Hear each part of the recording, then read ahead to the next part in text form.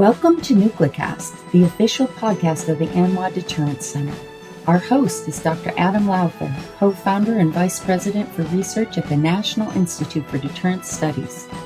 The ANWA Deterrence Center is a 501c3 organization ensuring a broader understanding of the nation's strategic nuclear deterrent and its ongoing modernization.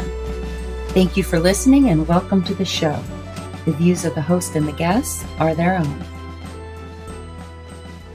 Welcome back to another great episode of NucleCast. Of course, as always, I'm your host, Adam Lowther, and today we have another great guest. Of course, I'm talking about Captain Retired Brad Baker, who was a permanent professor at the U.S. Naval Academy, and of course, he played some critical roles in developing new programs at the Academy, and so we thought, hey, the Navy's one of the two services that has nuclear weapons, and they're sort of the leader in nuclear propulsion. So why not talk with somebody who's played a role in the development of many of those programs? So Brad, welcome to NucleCast. Thanks, Adam. It's good to be here. Thanks for giving me the time to join. So one of the things that we had talked about before we started the podcast was you were at the Academy in 2019. Hear that, folks, 2019, when the Naval Academy stood up its nuclear engineering program. Can you talk about the stand-up of that program? And, you know, many people are, of course, like, really, 2019? Why so late? What about, Hyman Rickover? And what about, the Navy's awesome, submarine fleet? And what about its surface fleet that's nuclear powered? Why would it take so long? Walk us through all of that, Brad. Yeah, so it's a great question, man. I mean, it'd be surprising to a lot of people. So let's just go even a little bit further back. So I originally enlisted in the Navy in 1988 as what we call a nuclear trained machinist mate. So, I came into the Navy, wanting and knowing that I was going to go into nuclear engineering. And then shortly after that, I got picked up for the Naval Academy and went to the Naval Academy with a class of 1994. So starting in 1990, they did not have a nuclear engineering program at the time. However, we had a program called marine engineering, and marine engineering has absolutely nothing to do with, marine life or whales or anything like that. It was the closest thing that we had to nuclear engineering. And for decades, officers have graduated from the Naval Academy and gone into nuclear engineering, but we never actually had a nuclear engineering program, despite what people would think. And the reason for that was pretty straightforward.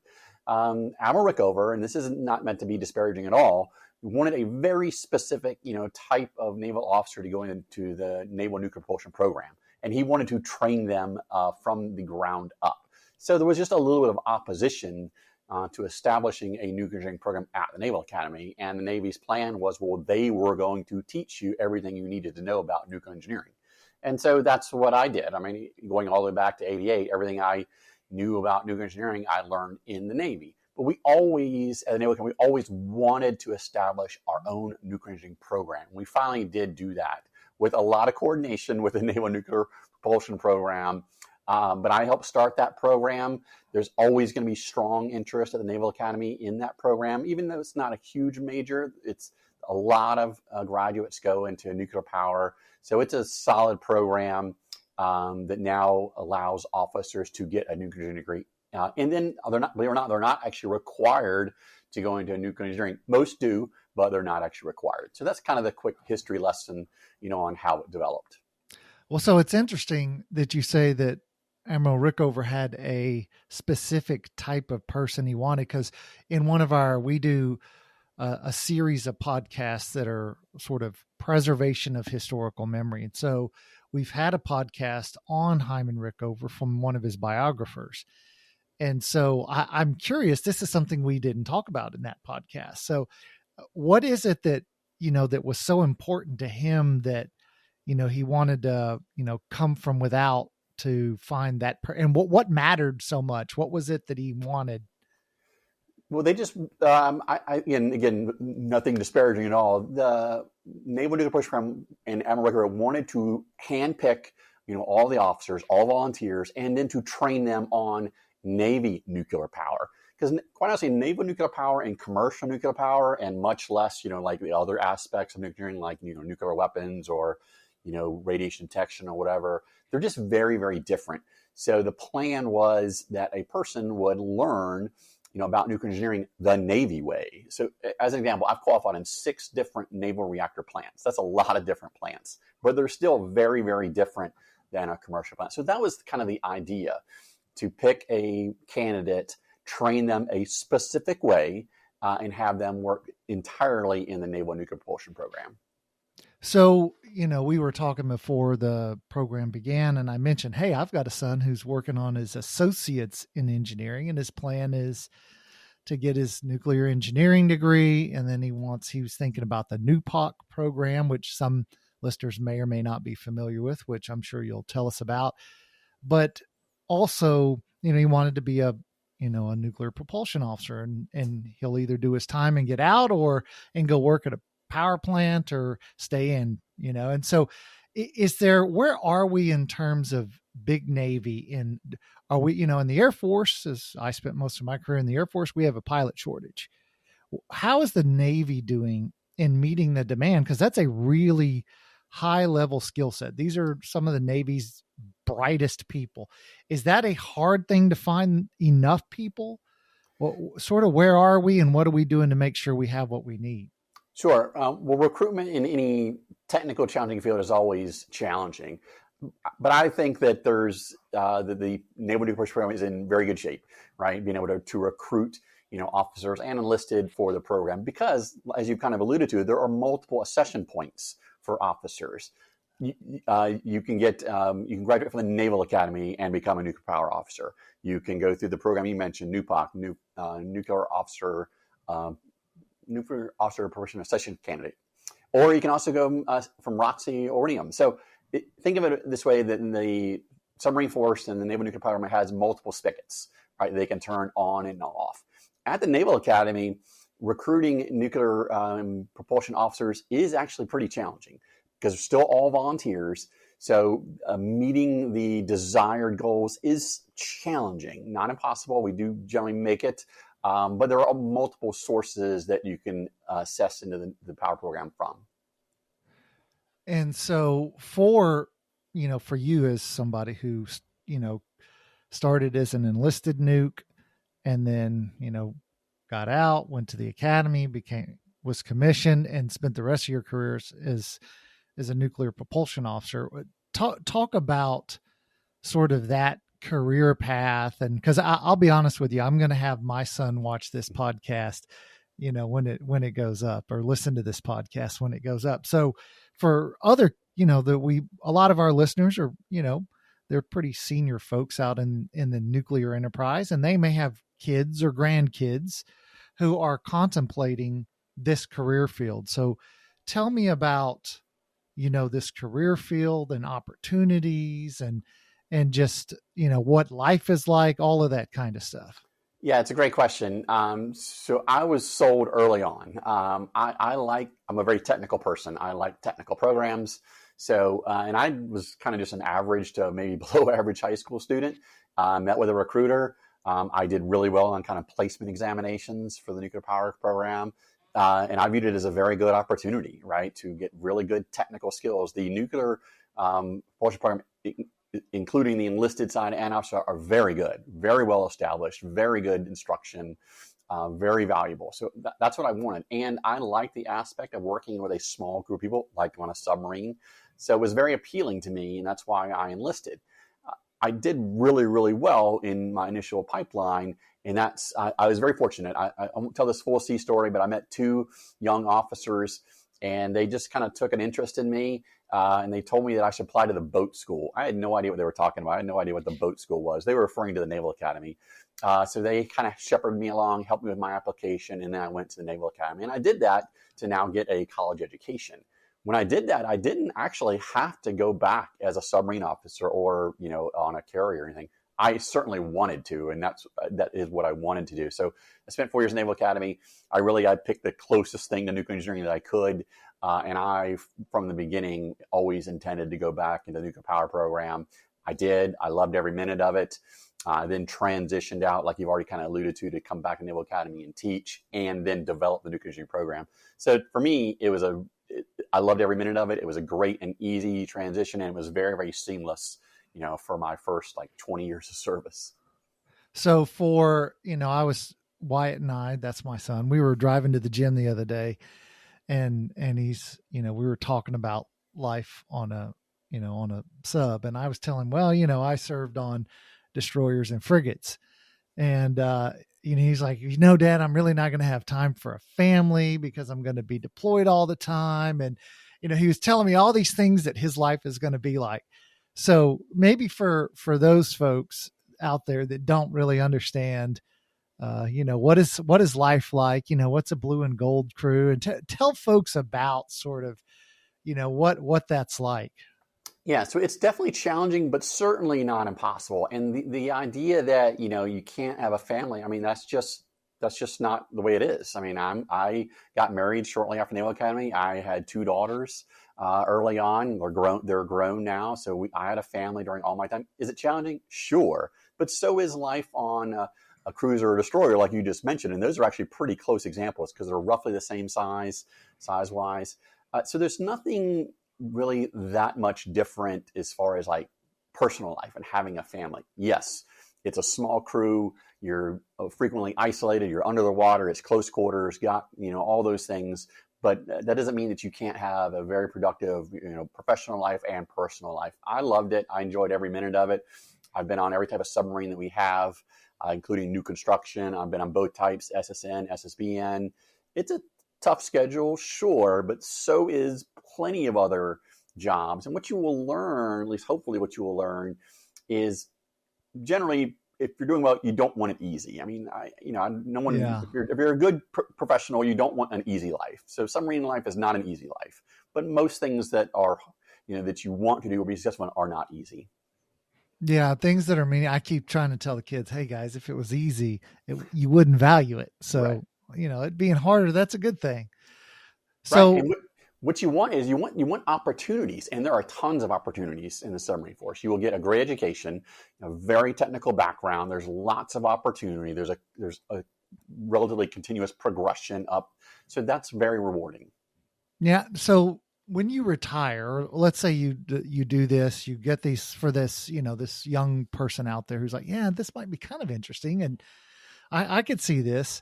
And you want to, let's say you decide you've done your time, your 6 years. Cause I remember I qualified for the enlisted program when I enlisted, but I was like, man, that's 6 years. That's a long time. So I decided, to go be a bosun's mate. And then I got out after my, my enlistment. But for those who say, you know what, I might want to spend that time and do this. And the signing bonuses are great right now. So, it's really sort of enticing. But what would you do if, let's suppose, you didn't decide to make the Navy a career? What all kinds of opportunities are there for people after the Navy? Yeah, that's a great question. They're playing. I want to touch on 2 things. See, to me personally, being a bosun's mate, that would actually be really, really tough. So I appreciate it was tough.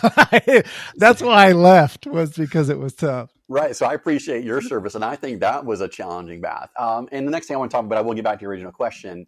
Yes, the incentive pays are good. Do not, enlist or assess into a program because of money alone. That will only lead to, personal heartache. Yes, it's nice to get compensated for what you're worth, but don't do that. There are lots of things. First, I mean, from the Naval Nuclear Propulsion Program, you can assess into almost any nuclear engineering field program, whether or not that's nuclear energy or even nuclear weapons or strategy and policy or things that do to deterrence. I mean, those would be relatively seamless fits. But the other thing that I would tell you is you just learn a lot of really good technical skills. I recently retired, and I find that if I just have the same general approach to problems as I did when I was in the nuclear program, I would do really, really well. So the concepts you learn on how to handle challenges translate to many, many different fields.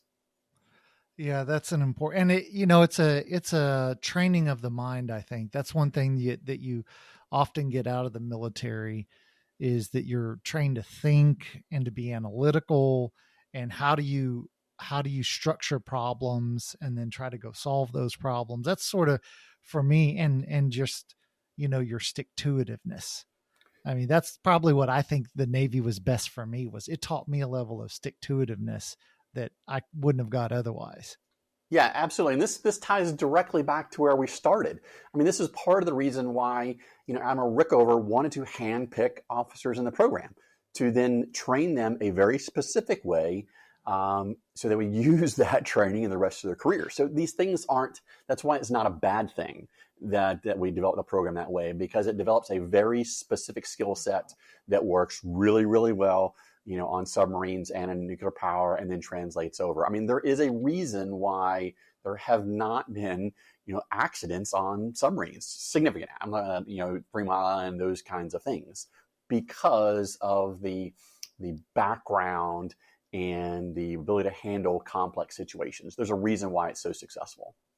Yeah, that's something I hadn't really thought about, because we were actually we were in a carrier strike group, and we were steaming at 20 plus knots one night, and then the carrier throws it in reverse, and the rest of us behind them don't know that they're now in reverse going 20 knots. And one of the cruisers kind of realized late, and then, took off one of the, the CWIS mounts on the back of that carrier, and it sort of opened the cruiser like it was a can opener.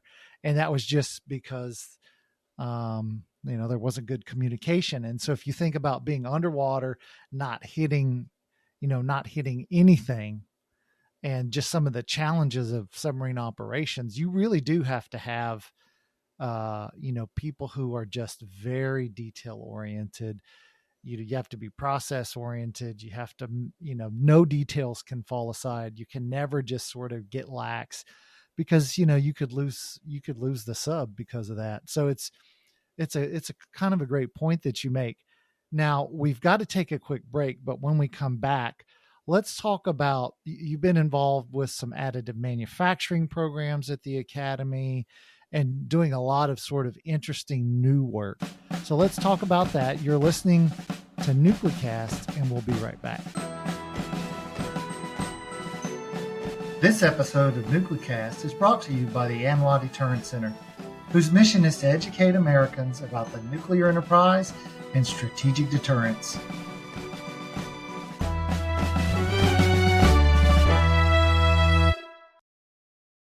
And we're back, and we're talking to Captain Dr. Brad Baker, Captain retired Brad Baker, PhD. That's the proper way to say it. And so there's no proper way, but that's a way to say it, but there's no proper way. And so, Brad was a permanent professor at the Naval Academy, just retired, and he's a career nuclear propulsion officer, got a lot of great experience. Now, one of the things you did at the Academy was you helped set up the additive manufacturing program. Talk to us about that now, and sort of what is the Academy trying to do? Why is this important to the Navy? Yeah, it's a great question. So again, we got to go way, way back. I've been a tinkerer all my life. Like when I was a kid, I was the kid that played with Legos and liked to build things. So I've just always liked doing that. My PhD is actually mechanical engineering, and I worked on an advanced, welding technique for my PhD. I've always liked manufacturing. So when I got to the Naval Academy has great capstone programs, like all the service academies. So during your senior year, you participate in a capstone program where, normally you're making something, right? And the way it would work is students would go through a design process, but then often go to the shop, a regular machine shop, to have them manufacture whatever it is, whatever the little widget is. And sometimes these little widgets are pretty simple. And I had a team that I was mentoring them on. And believe it or not, it was a submarine-related program, and it was designed to fit inside a 3-inch launcher. So it had really, really tight constraints. So they took their design to the shop, and the shop 3D printed it or additively manufactured it because the shop had that capability. It took a long time. I mean, the students had to take it down there, and they had to design it all up, and the shop is busy, and this, that, and the other, all these reasons. So at the end of that, I'm like, well, why, since they just 3D printed it, why don't we bring that capability to the students? So after that year, I made a commitment, we're going to bring that capability down to students. So I started up with a few printers and allowed students to take their designs and actually print them. Because again, most of the time their designs are pretty simple. So we really bridged that gap I called it design, build, and perform. They always were doing the design and the perform, right? They would design something, the shop would make it, and then they would test it. Well, now students could actually build it as well too. It became very, very successful. It's a great teaching tool. So students can actually learn, more about how you actually manufacture something. They can iterate on designs weekly, if not daily.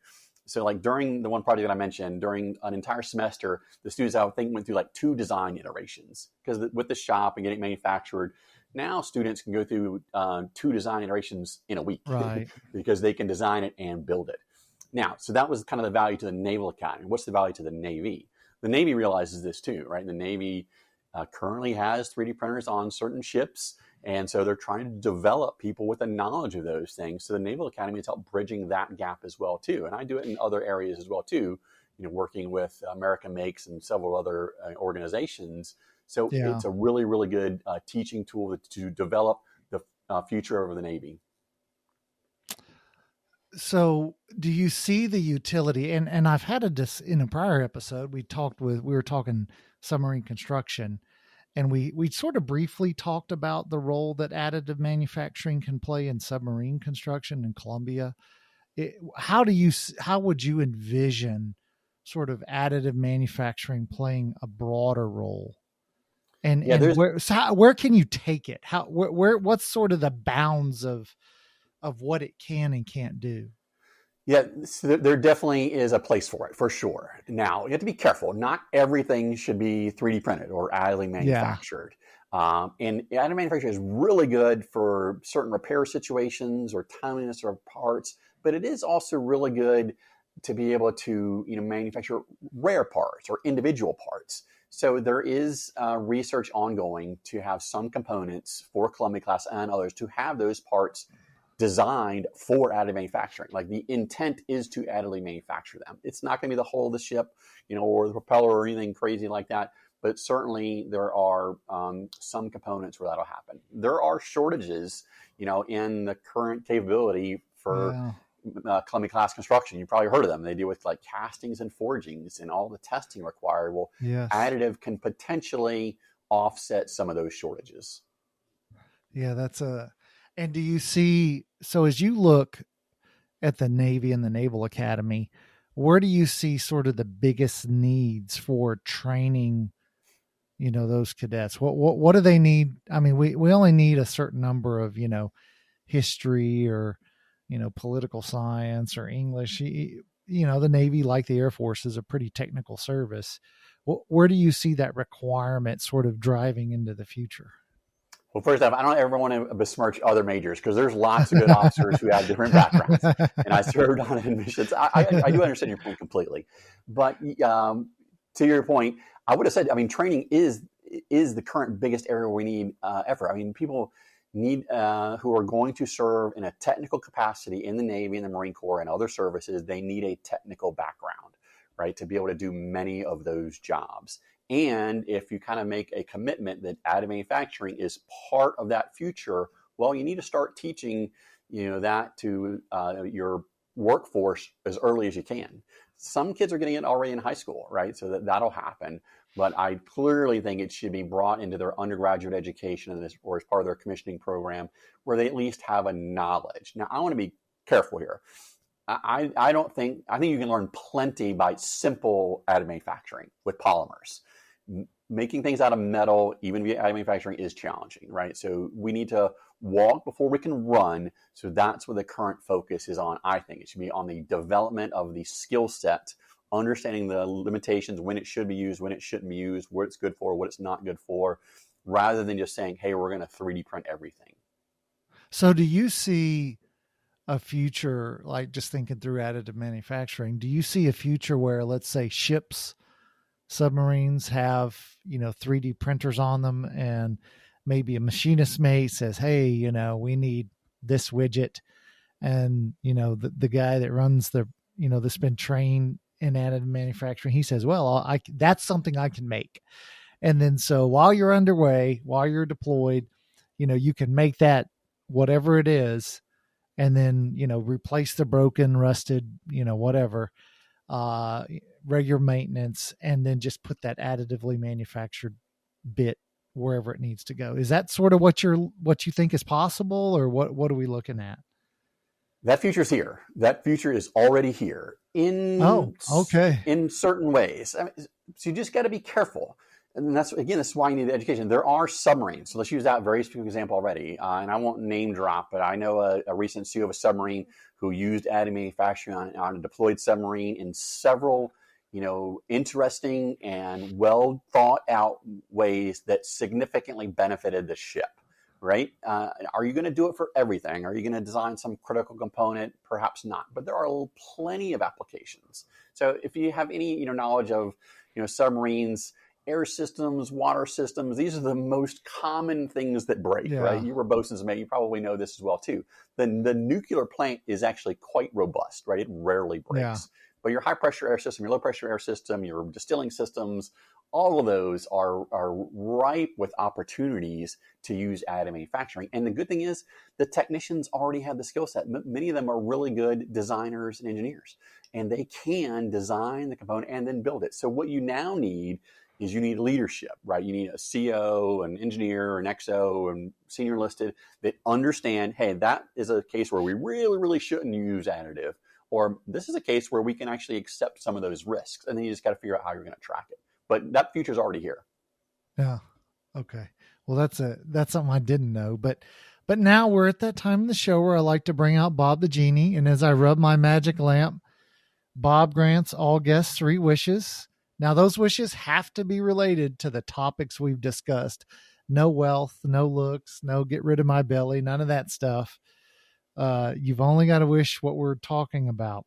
So, Brad, Bob's granting you your first wish. What is that first wish? Yes, I'll stay right on topic. And I see the merger. So my current job is involved with an energetics consulting company. I think there is a Venn diagram that involves additive manufacturing and energetics. And so, yes, energetics, things that go boom, or things that, propel things that then go boom.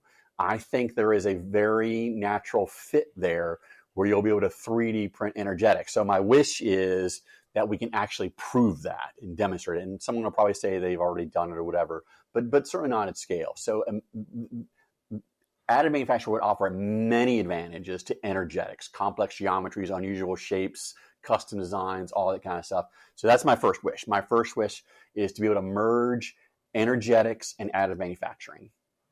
Okay. So that's an interesting wish. And I get where you're coming from on complex designs. That's one thing where in talking with some of the Columbia folks, just how casting some of these complex designs is pretty hard. So that, that's kind of an interesting one. Okay. So how about wish number 2? Yeah, so I'll stay right on task here again as well too. The next Venn diagram that I see overlapping, and I'm not just like randomly picking, current, hot topics, is AI and machine learning in AM. I think there's a merger there as well. If you think about, I know AI is on everyone's short list of now things to kind of talk about, but if you use AI or machine learning to better design something, many of our current manufacturing problems are the manufacturing method can't make complex shapes. That's where additive excels.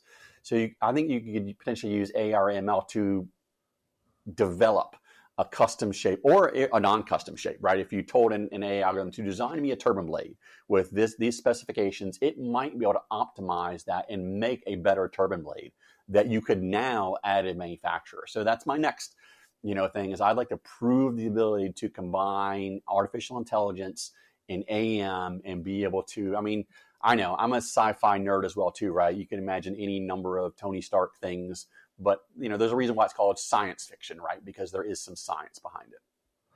Yeah. That's one I haven't heard before. So that's an interesting one. Like, how could you turn, and this is one where it won't destroy the world and all that kind of stuff, where, building a better propeller blade, yes, stuff like that, or building a design, like a complex geometric design that's a little bit stronger, a little bit lighter. There's all kinds of things you could do with that would make it really useful.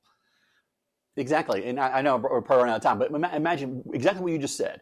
Imagine you told an AI system, hey, I want you to design me a better propeller. I use the turbine blade, but I'll use yours. I mean, AI is really good at doing that. So first off, there's a process called topology optimization that is really, really quite similar. So people may be familiar with that, but actually use the ability of AI to then help generate the shape. Yeah. Okay. So you're down to your last wish. Make it a good one. So I'll stay in the same topic again with AM. And the biggest limitation right now with AM is qualification. Like, how do you prove that this part is useful? And again, tying this all together, the Naval Nuclear Propulsion Program is only as good as their ability to test materials, right? The pressure vessel of a naval nuclear reactor has so much built into it where it's actually tested. That is the current major limiter of additive. So I'd like to see us get over that hurdle. And there's more than one way to get over it. Option number one is you just develop a testing program that mirrors what you did before, or you use some of your other tools like design or modeling to help prove the design and qualify it that way. So my third wish is that we make some really big strides in qualification of additive manufactured parts. All right. Brad Baker, thanks for a great conversation. Thanks, Adam. I appreciate it. And of course, thanks to you, the listeners, for joining us on this episode of Nuclecast, and we'll see you next time. Interesting conversation with Brad Baker. For one, I didn't know that the Naval Academy just started its nuclear propulsion or nuclear engineering program 5 years ago. So that was an interesting one. And then that the Navy's built a program for additive manufacturing at the Academy. That's sort of an interesting one as well. And then, of course, part of that discussion was information that I think my son would be interested in knowing. So maybe it's worth sharing with, if you've got folks who are interested in maybe becoming Navy nukes, young people, share it with them. This has been a production of the ANWA Deterrence Center, a 501c3 that seeks to educate key decision makers, stakeholders, and the public to ensure a broader understanding of the nation's strategic nuclear deterrent. Our executive producer is Kimberly Charrington, and this episode has been engineered and mixed by David Krunthal. Help us grow our followers by sharing it and follow the show on LinkedIn, Facebook, and Twitter at Nuclecast.